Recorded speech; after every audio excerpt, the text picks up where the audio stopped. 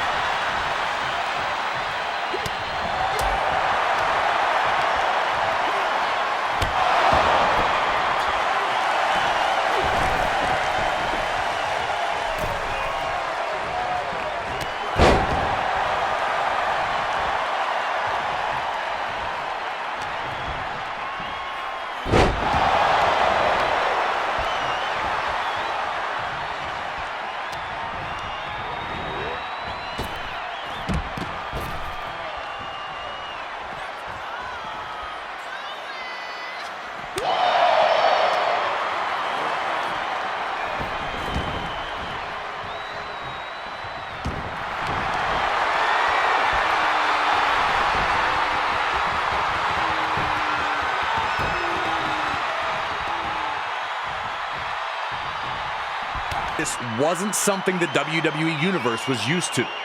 After the clothesline sent him crashing to the floor, Hogan appeared to hurt his knee, the last thing he needed. Ultimate Warrior was here to prove that his hype was real. Warrior was going to run right through Hogan at this pace.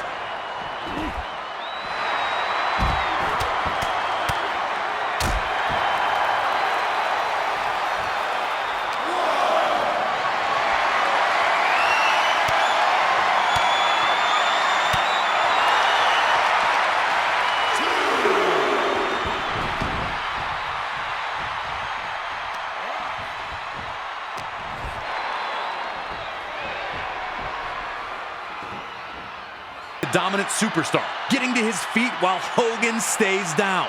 The Hulkster was running out of magic. Could he find one more iconic comeback?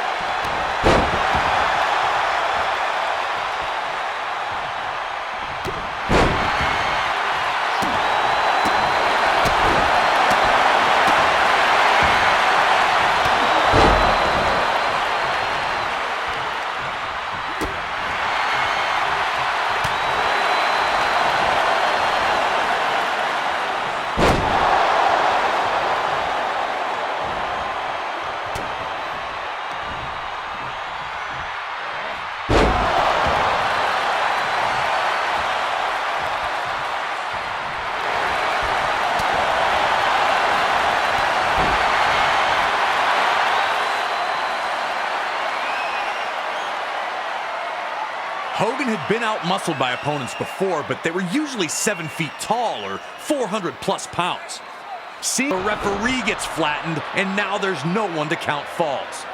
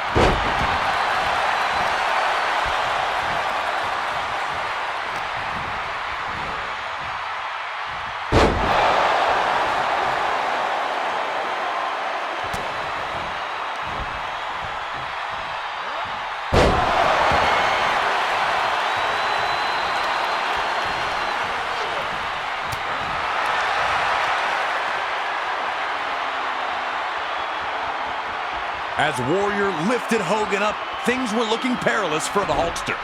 Now it was just up to the Ultimate Warrior to fulfill his destiny. Could he defeat Hulk Hogan?